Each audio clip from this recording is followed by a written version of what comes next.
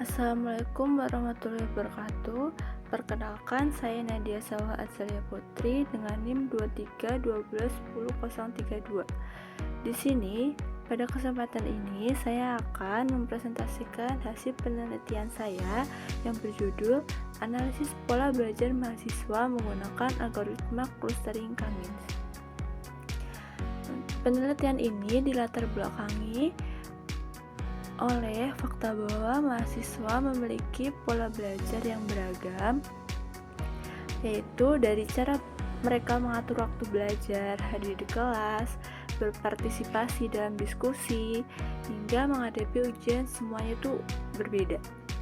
Nah, pendekatan pengajaran seringkali tidak mempertimbangkan perbedaan individu. Oleh karena itu, diperlukan pemetaan berbasis data untuk memahami pola belajar mahasiswa.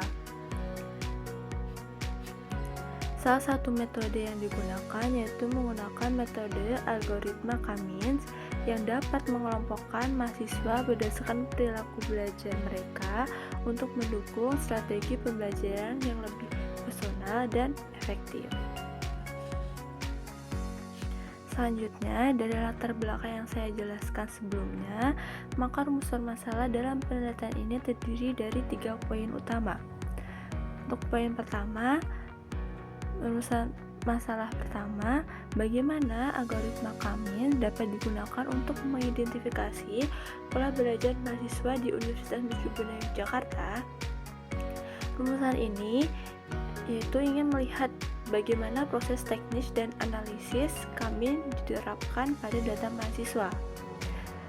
Berikutnya, untuk rumusan kedua, apa saja karakteristik yang membedakan masing-masing klaster mahasiswa berdasarkan indikator akademik seperti durasi belajar, kehadiran, nilai ujian, dan partisipasi. Nah, di sini saya ingin mengetahui ciri khas dari setiap kelompok mahasiswa yang terbentuk setelah dilakukan klasterisasi tersebut. Rumusan masalah ketiga yaitu bagaimana hasil klasterisasi tersebut dapat dimanfaatkan dalam merancang strategi pembelajaran yang lebih efektif dan sesuai dengan kebutuhan mahasiswa. Hal ini penting untuk memastikan bahwa hasil penelitian bisa diterapkan secara nyata oleh pengambil kebijakan akademik.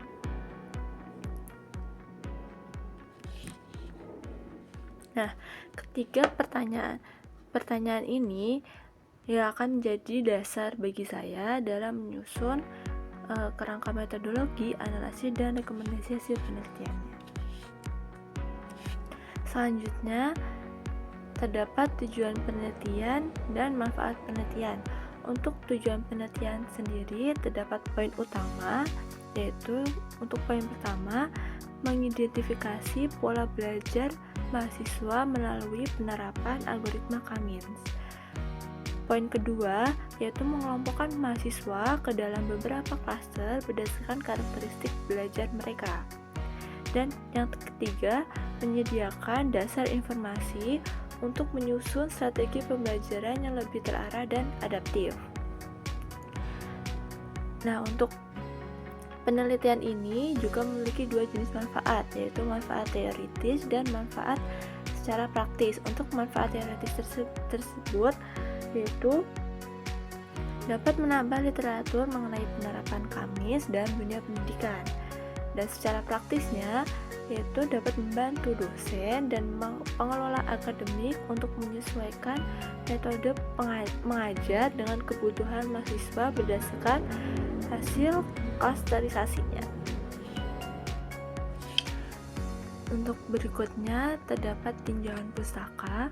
Dalam penelitian ini, saya merujuk pada beberapa teori dan hasil penelitian terdahulu yang mendukung penggunaan algoritma Cummins dalam dunia pendidikan.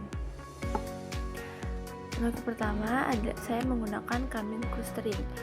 Itu salah satu algoritma klasterisasi non-hierarkis yang membagi data ke dalam beberapa klaster berdasarkan pendekatan nilai. Dan algoritma ini cocok digunakan dalam kasus pengelompokan mahasiswa berdasarkan variabel numerik seperti nilai dan kehadiran. Berikutnya, saya menggunakan data mining pendidikan. Data mining dalam pendidikan ini digunakan untuk menggali pola tersembunyi dari data akademik seperti prestasi, kehadiran, atau kebiasaan belajar, dan memberikan pendekatan berbasis bukti dalam pengambilan keputusan. Untuk penelitian terdahulunya, yaitu saya masukkan 3 yang utama. Menurut Suliman 2021, pemodelan prestasi belajar berdasarkan faktor sosial. Handayani 2022 mengelompokkan mahasiswa berdasarkan gaya belajar mereka.